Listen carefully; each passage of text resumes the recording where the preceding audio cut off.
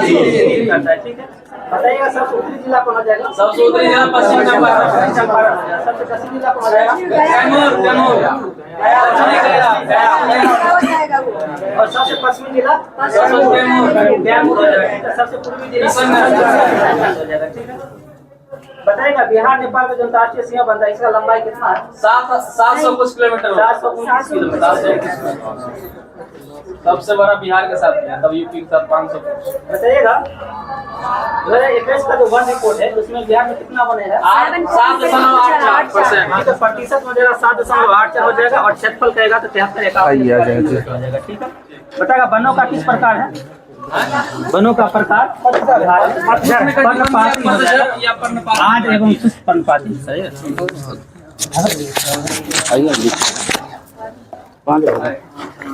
कुछ करवा देते हैं। ठीक है, तो करवाएं क्या हुआ रोशन जी, कोई दिक्कत? अच्छा ठीक है, आ जाइए यहाँ पे, आ जाइए इस बीच में बैठिए। आप ठीक है, आ जाइए, कोई दिक्कत। आप आ जाइए यहाँ, आ जाइए तो इस बीच में आ जाइए। ठीक है, इधर देखना तो ज्यादा पड़ेगा अभी रोशन जी, टेंशन नहीं लीजिए आप। सतपुरा की सबसे ऊंची चोटी बताइए कौन सी? ठीक है, धूपगढ़ी हो जाएगा। दक्कन का पठार स्थित है कहाँ है, किस राज्य में? महाराष्ट्र में हो जाएगा। सही, आगे बताना है। धारवाड़ का पठार स्थित है कहाँ? कर्नाटक में हो जाएगा धारवाड़। सही, आगे बताना है आपको। बाबा बुदन की जो है पहाड़ी ये कहाँ है? ये भी कर्नाटक है। ब्रह्मगिरी की पहाड़ी कहाँ स्थित है? कर्नाटक ही हो जाएगा ब्रह्मगिरी भी। ठीक है, आगे बताना नीलगिरी की पहाड़ी कहाँ स्थित है? तमिलनाडु में है। और नीलगिरी की सर्वोच्च चोटी टोटा बेटा हो जाएगा। और दक्षिण भारत की सर्वोच्च चोटी कौन सी हो जाएगी? अनायमुदी हो जाएगी। सही, आगे बताना है आपको। ठीक है, दक्षिण भारत की दूसरी सबसे ऊंची चोटी की बात करें तब जाके टोटा बेटा हो जाएगा। ठीक है, आगे बताना है। कोरोमंडल तट जो है ये किससे किसको जोड़ता है? कोरोमंडल तट जो है ये कन्याकुमारी से लेके जो है कृष्णा डेल्टा तक के तट को जो है कोरोमंडल का तट कहा जाता है। और सेट में भी आएंगे तो वो भी सही है। आगे आपको बताना गोलकुंडा तट कहाँ से कहाँ तक के तट को बोला जाता है? आंध्र प्रदेश से लेके उड़ीसा तक के तट को। ठीक है, सुन लीजिए। कृष्णा डेल्टा से लेकर जो है आपको गोदावरी डेल्टा तक के तट को जो है गोलकुंडा तट बोलते हैं।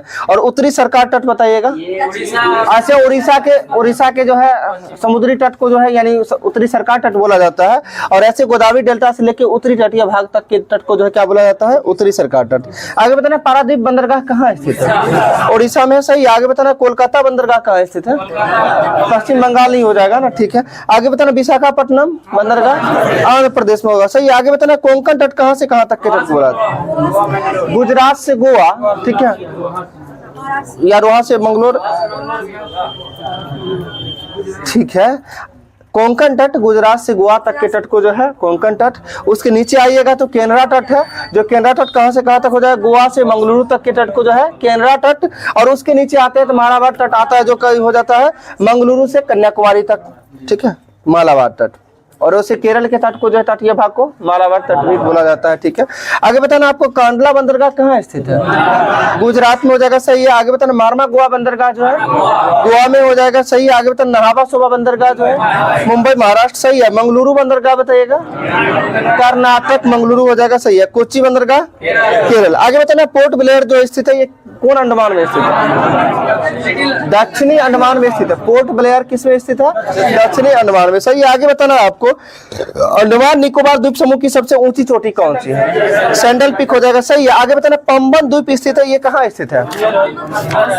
मन्नार की खाड़ी में स्थित है। पंबन द्वीप कहाँ स्थित है? मन्नार की खाड़ी में स्थित है। सही, आगे बताना है अलकनंदा एवं भागीरथी का संगम क्या कहलाता है? देव प्रयाग कहलाता है। अलकनंदा एवं भागीरथी का संगम जो है देव प्रयाग। सही है, आगे बताना आपको देव प्रयाग के बाद अलकनंदा। सुन लीजिए, भागीरथी अलकनंदा देव प्रयाग हो जाएगा। रुद्र की बात करते हैं अलकनंदा मंदाकिनी रुद्र प्रयाग हो जाएगा। क्या भागीरथी अलकनंदा ही बोले थे? सुनिए, अच्छा सुनिए पेशेंस से। ठीक, आगे बताएगा देव प्रयाग के बाद अलकनंदा एवं भागीरथी को जाना जाता है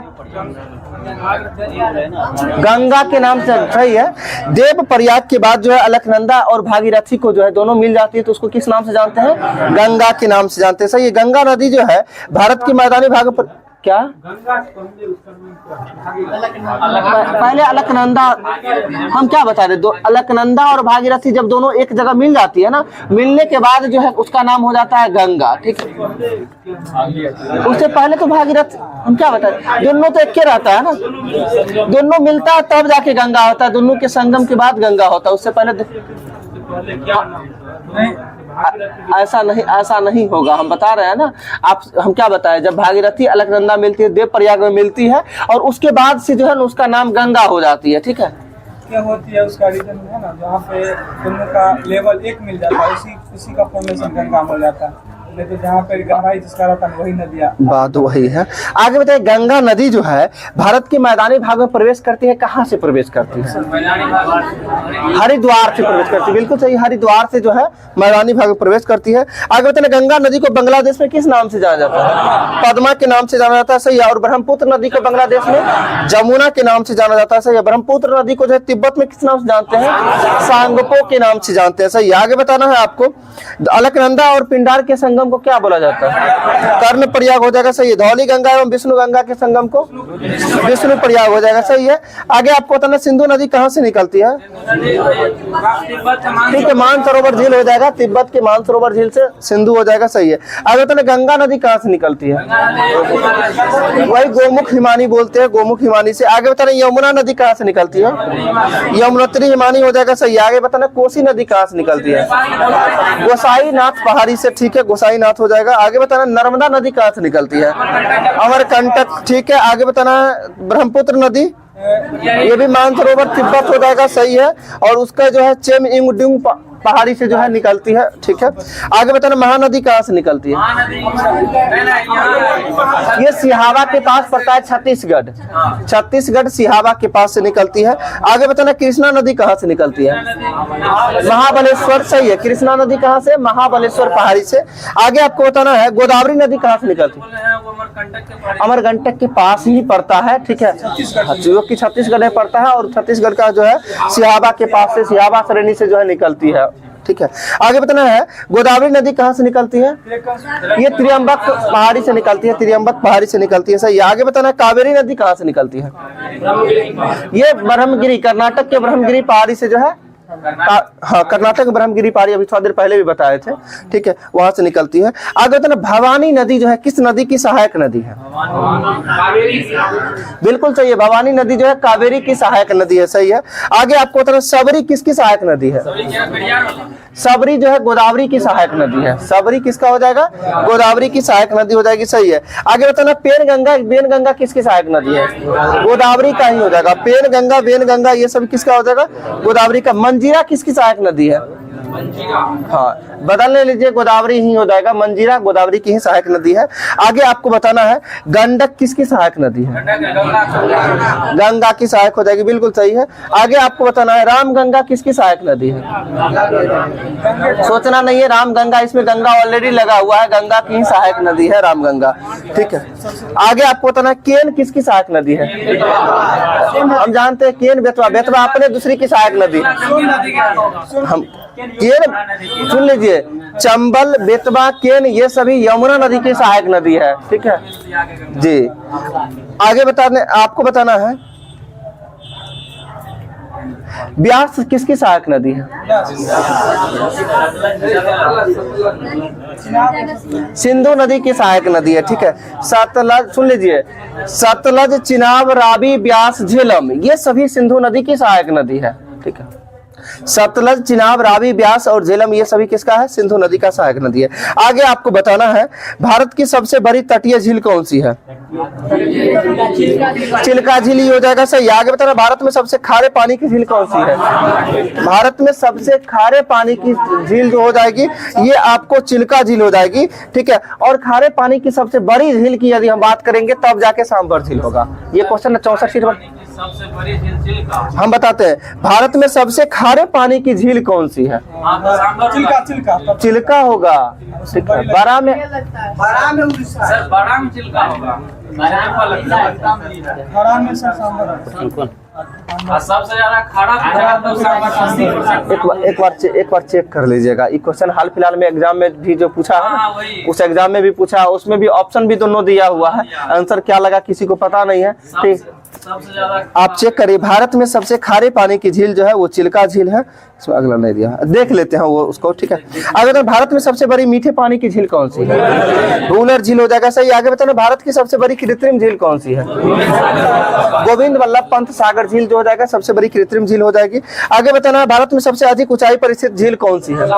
चोलामो झील। ये किस राज्य में है? सिक्किम में हो जाएगा सही। आगे बताना भारत में ज्वालामुखी उद्गार द्वारा निर्मित झील कौन सी है? लोनार झील हो जाएगा। और लोनार झील किस राज्य में है? महाराष्ट्र में हो जाएगा सही। आगे बताना है खारे पानी की सबसे बड़ी झील चिल्का झील है। सीधा खड़ा रहता है। सबसे अधिक लवणीय वाला झील तब जाके हो जाएगा सांभर झील। हाँ वही है, लेकिन बड़ी नहीं लगता है, वो अलग। दोनों देखिए, दोनों चीज दो होता है, एक खारे पानी की सबसे बड़ी झील और सर्वाधिक लवणता वाला झील या फिर सर्वाधिक खारे पानी वाला झील, दोनों दो चीज हो जाता है ना। बड़ी मतलब कहने का था, बड़ी का मतलब क्या है? झील की लंबा यानी आकार में बड़ा होता है, और सीधे कहने का मतलब 500 मीटर का ही है और उसका लवणता सबसे अधिक है, तो वही सबसे अधिक हो जाएगा। और 1000 मीटर का भी है, उसका लवणता कम है, तो वो तो होगा ही ना। ठीक, खारे पानी की सबसे बड़ी झील जो हो जाएगी चिल्का झील हो जाएगी। ठीक है, और सीधे अगर बोला जाए तो सबसे अधिक लवणीय वाला झील तो सांभर झील राजस्थान हो जाएगा। ठीक है, आगे होता है बेम्बनाड झील कहाँ स्थित है? केरल में हो जाएगा सही। लोकटक झील मणिपुर में हो जाएगा सही है। और लोकटक झील के अंतर्गत जो है एक तैरता हुआ राष्ट्रीय उद्यान किबुल लामजाओ राष्ट्रीय उद्यान, ये क्वेश्चन भी पूछा हुआ था। आगे आपको बताना है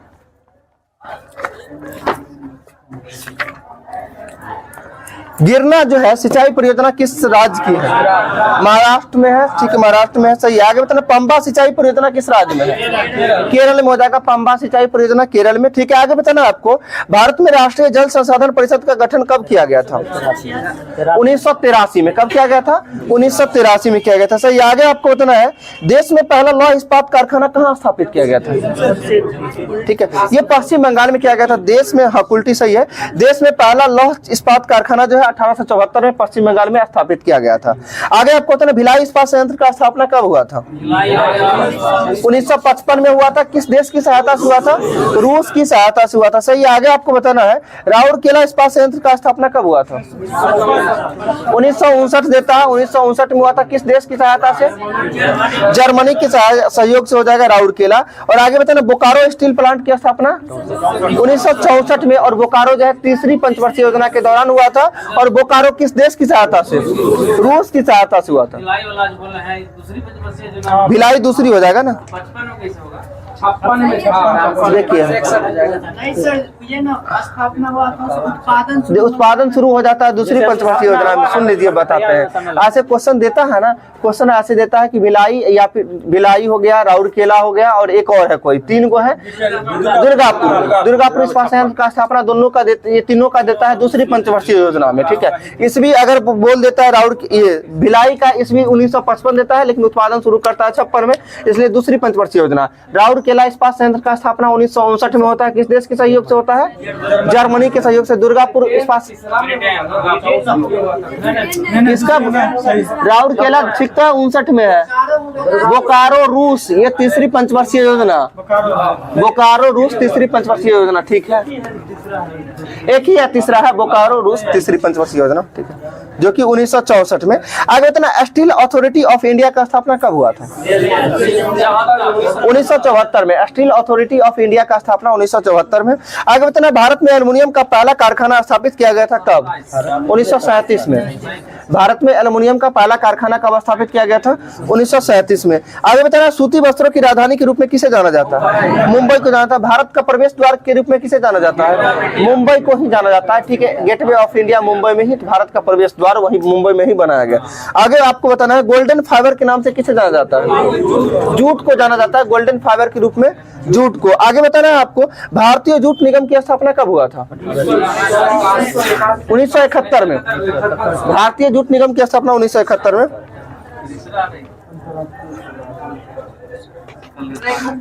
हाँ, भारतीय जूट निगम की स्थापना 1971 में। लुसेंट में भी दिया हुआ है, जूट उद्योग है वही ऊपर में ही दिया हुआ है। क्या अंतरराष्ट्रीय हुआ था। नहीं कह सकते। 84 रिसरा 84 रिसरा ना कथी 84 अंतर्राष्ट्रीय जूट निगम 86 84 एक 86 ठीक है। अंतर्राष्ट्रीय जूट निगम 1984 ठीक है। अब बताना एसोसिएटेड सीमेंट कंपनी यानी जिसे शॉर्ट में एसीसी बोला जाता है, एसीसी का स्थापना 1936 में ठीक है। आगे बताना मध्य प्रदेश का नेपा नगर किसके लिए फेमस है? ठीक है, कागज उद्योग के लिए फेमस है ठीक है। आगे आपको बताना भारतीय उर्वरक निगम का स्थापना कब हुआ था? 1951 में, बिल्कुल सही। भारतीय उर्वरक निगम की स्थापना 1951 में। आगे आपको बताना कुटीर उद्योग बोर्ड का स्थापना कब हुआ था? 1948 सही है। कुटीर उद्योग बोर्ड का स्थापना 1948 में। केंद्रीय सिल्क बोर्ड का स्थापना कब हुआ था? 1949 में सही है। भारतीय हथकरघा बोर्ड का स्थापना 1950। भारतीय हथकरघा बोर्ड का स्थापना 1950। अखिल भारतीय खादी एवं जो है ग्राम उद्योग का स्थापना 1954 हो जाएगा सही है। लघु उद्योग बोर्ड का स्थापना 1954 ही हो जाएगा। एक बार फिर से सुन लीजिएगा, कुटीर जो है उद्योग बोर्ड का स्थापना 48, केंद्रीय सिल्क बोर्ड का स्थापना 49, भारतीय हथकरघा बोर्ड का स्थापना 50, अखिल भारतीय खादी एवं ग्राम उद्योग बोर्ड का स्थापना 54 और लघु उद्योग बोर्ड का स्थापना 1954 ही हो जाएगा। अब बताना भारत का सबसे लंबा राष्ट्रीय राजमार्ग कौन सा है? NH 44 हो जाएगा सही है। आगे बताना है भारत का सबसे छोटा राष्ट्रीय राजमार्ग कौन सा है? 47 का ए ठीक है। एक और देता है 47A और 118 का ए दोनों देता है ठीक है। आगे आपको बताना स्वर्णिम चतुर्भुज योजना के अंतर्गत राष्ट्रीय राजमार्ग की लंबाई कितना है? सही जा रहे हैं 5846 5846 ठीक है। 5846 किलोमीटर हो जाएगा। स्वर्णिम चतुर्भुज योजना के अंतर्गत जो है राष्ट्रीय राजमार्ग की लंबाई 5846 किलोमीटर हो जाएगी। और स्वर्णिम चतुर्भुज 4 महानगरों को जोड़ने का काम करती है, जो कौन कौन हो जाएगा? दिल्ली, कोलकाता, मुंबई, चेन्नई ठीक है। आगे आपको बताना भारतमाला परियोजना का संबंध किससे? ठीक है, भारतमाला परियोजना का संबंध सड़क निर्माण से हो जाएगा सही है। सागरमाला परियोजना का संबंध बताइएगा। ये बंदरगाह निर्माण से हो जाएगा ठीक है। बंदरगाह ठीक, बंदरगाह के विकास से है ठीक है सागरमाला परियोजना। आगे आपको बताना है, यही सागरमाला या भारतमाला पूछा था 2446 वाला SI में मेंस में बीपीएससी में हाँ 67वीं बीपीएससी में पूछा था। 67 में 66 में नहीं दिए थे, 67 में ही दिए थे। आगे बताना है हम्बर घाटी जो है किस देश में है? कनाडा में हो जाएगा। हम्बर घाटी जो है कनाडा में है। मृतक घाटी बताइए कहाँ है? हम जानते हैं इसको इंग्लिश में बोलेंगे, सब लोग बोल दीजिएगा। डेथ वैली कहाँ है? कैलिफोर्निया में है डेथ वैली, उसी को हिंदी में बोलते हैं मृतक घाटी ठीक है, जो कैलिफोर्निया हो जाएगा। लोयर घाटी कहाँ स्थित है? फ्रांस में हो जाएगा ठीक है। लोयर घाटी फ्रांस में। आगे बताना है पंजशीर घाटी कहाँ स्थित है? अफगानिस्तान में हो जाएगा सही है। आगे बताना आपको चितवन घाटी कहाँ स्थित है? नेपाल में हो जाएगा सही है। टेलर घाटी कहाँ स्थित है? टेलर घाटी अंटार्कटिका ठीक है। आगे बताना मरखा घाटी कहाँ स्थित है? ये भारत में है। मरखा लद्दाख। पीन घाटी कहाँ स्थित है? हिमाचल प्रदेश हो जाएगा सही है। सांगला घाटी कहाँ स्थित है? हिमाचल प्रदेश में ही स्थित है। नीलांग घाटी कहाँ स्थित है? उत्तराखंड में स्थित है। नीलांग घाटी उत्तराखंड में। जुकू घाटी कहाँ स्थित है? नागालैंड में है। जुकू घाटी नागालैंड में है। ठीक है, जुकू घाटी भी नागालैंड में ही है ठीक है। एक बार फिर से सुन लीजिए, मरखा घाटी हो जाएगा लद्दाख, पीन घाटी और सांगला घाटी हिमाचल प्रदेश, नीलांग घाटी उत्तराखंड और जुकू घाटी कहाँ हो जाएगा? नागालैंड हो जाएगा। गंगा की लंबाई बताइएगा भारत में। 2525 किलोमीटर हो जाएगा। गंगा की बिहार में लंबाई कितनी है? 445 किलोमीटर हो जाएगा सही है। गोदावरी की लंबाई बताइएगा। 1465 किलोमीटर हो जाएगा। आगे आपको बताना नर्मदा की लंबाई 1312 हो जाएगा। नर्मदा की लंबाई कितना हो जाएगा? 1312 किलोमीटर हो जाएगा। आगे महानदी की लंबाई 851 किलोमीटर और आगे कावेरी की लंबाई बताएगा 800 किलोमीटर हो जाएगा कावेरी। ये देखिए होता है कि इसको ऑर्डर में सजाने के काम आता है कि बड़ा से छोटा कर में करना होता। एक बार फिर से सुन लीजिए, गंगा 2525, गोदावरी 1465, इसके बाद बात करते हैं कृष्णा का 1400, इसके बाद कृष्णा के बाद आते हैं नर्मदा जो कि 1312, नर्मदा 1312 और इसके साथ साथ महानदी 851 और इसके साथ साथ कावेरी हो जाएगा 800 किलोमीटर हो जाएगा सही है। आगे आपको बताना है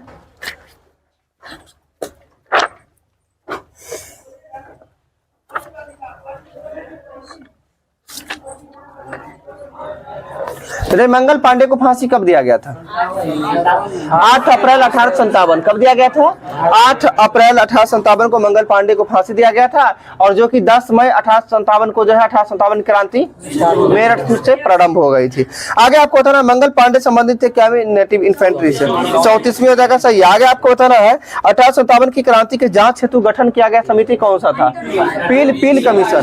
1857 की क्रांति से संबंधित जांच आयोग पील कमीशन हो जाएगा सही है। आगे आपको बताना है 1857 की क्रांति के समय भारत का वायसराय कौन था? लॉर्ड कैनिंग, यानी उस समय गवर्नर जनरल नहीं थे, ठीक है, जो कि लॉर्ड कैनिंग हो जाएंगे।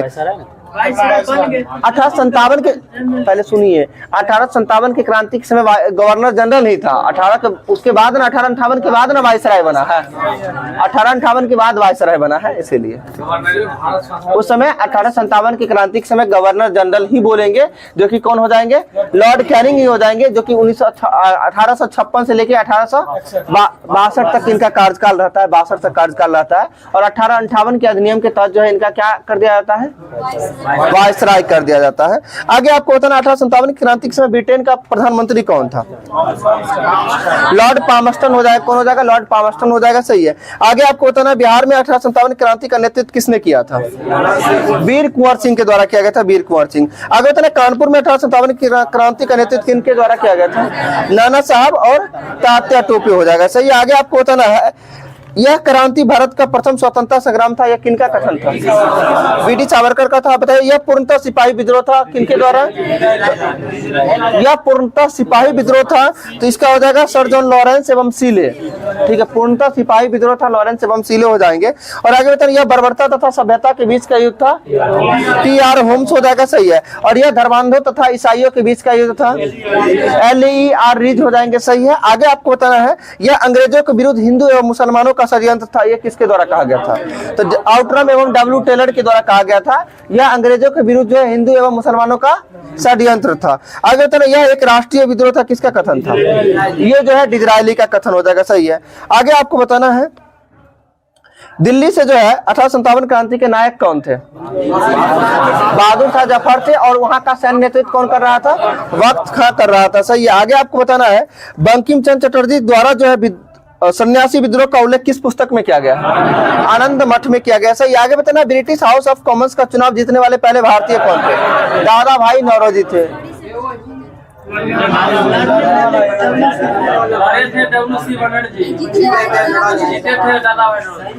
अभी क्वेश्चन जो पूछे उसको भी सुनिए ध्यान से, ठीक है।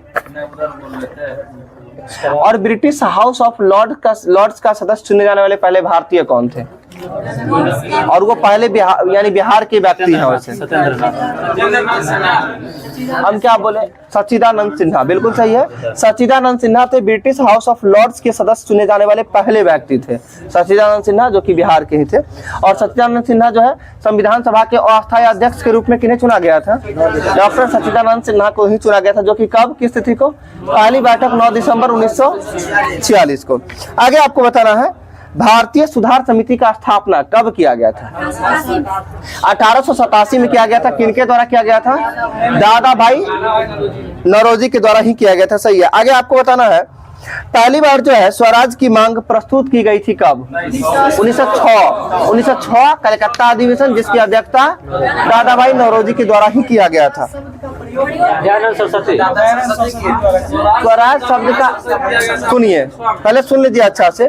कांग्रेस के किस अधिवेशन में स्वराज की पहली बार मांग प्रस्तुत किया गया था? 1906 के कलकत्ता अधिवेशन। और स्वराज प्राप्ति जो लक्ष्य स्वराज को घोषित किया गया था वो लाहौर अधिवेशन 1929 हो जाता है। और पहली बार स्वराज शब्द का प्रयोग जो है दयानंद सरस्वती के द्वारा 1895 में किया गया था। 1918 में भी स्वराज की मांग की गई थी। लेकिन पहली बार है 1906 में दादा नौरोजी किया गया, शब्द का प्रयोग किया दयानंद सरस्वती। पहली बार दादा, हम क्या बता रहे हैं, 1906 कलकत्ता अधिवेशन, ये भी सही है। 1895 स्वामी दयानंद सरस्वती के द्वारा जो है स्वराज शब्द का प्रयोग भी किया गया था, ये भी सही है, ठीक है। और पूर्ण स्वराज की यदि हम बात करते तो 1929 का लाहौर अधिवेशन हो जाता है पूर्ण स्वराज, ठीक है। ठीक है, आगे बताना आपको, तूफानी हिंदू के नाम से किसे जाना जाता है? ठीक है, स्वामी विवेकानंद को जाना जाता है, सही है। और बताइएगा स्वामी विवेकानंद का जन्म कब हुआ था? 1863 में हुआ था। 12 जनवरी 1863 को हुआ था। कहाँ में हुआ था? कोलकाता, पश्चिम बंगाल। ठीक है, आगे आपको बताना है भवानी मंदिर नामक पुस्तिका के लेखक कौन है? वारिंद्र कुमार घोष हो जाएंगे, सही है। आगे बताना अनुशीलन समिति का गठन किसके द्वारा किया गया था? पी मित्रा हो जाएगा, सही है। आगे आपको बताना अभिनव भारत नामक संस्था का गठन किसके द्वारा?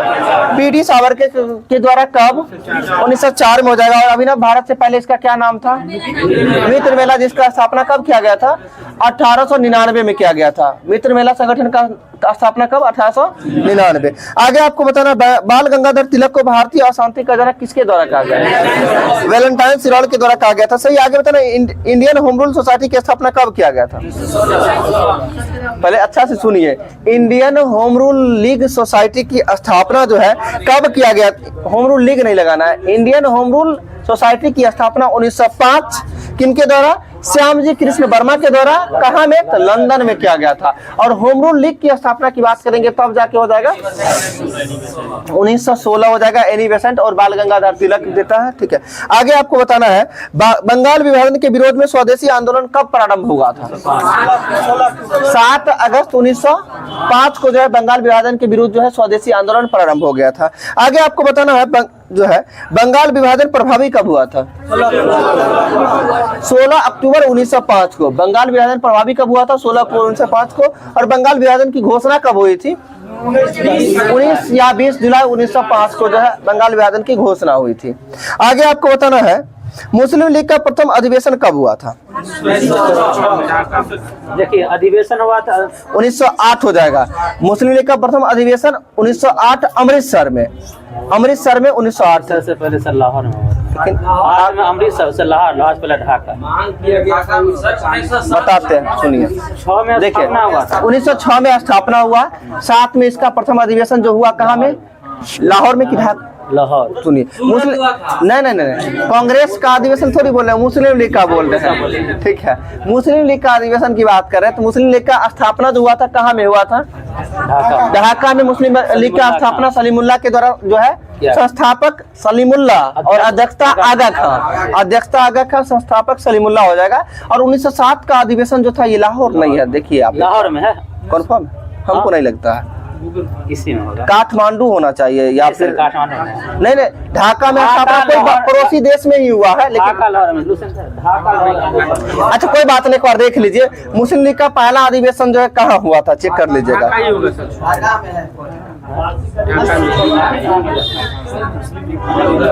अच्छा सुन लीजिए, शांति से चेक करके बता दीजिएगा, तब तक आगे बढ़ते हैं, ठीक है। यहाँ पे वैसे लिखा हुआ 1908 लिखा हुआ है, अमृतसर में हुआ था, ठीक है। आगे बताइए करजन वाली की हत्या किसके द्वारा किया गया था? मदन लाल धिंगरा के द्वारा किया गया था, सही है। 1-2 क्वेश्चन आ ही जाता है वर्षा। आगे बताइएगा एनी बेसेंट द्वारा जो मद्रास में होम रूल लीग की स्थापना कब किया गया था? सितंबर 1916 में किया गया था, सही है। आगे बताना गांधी जी ने सत्याग्रह का पहला प्रयोग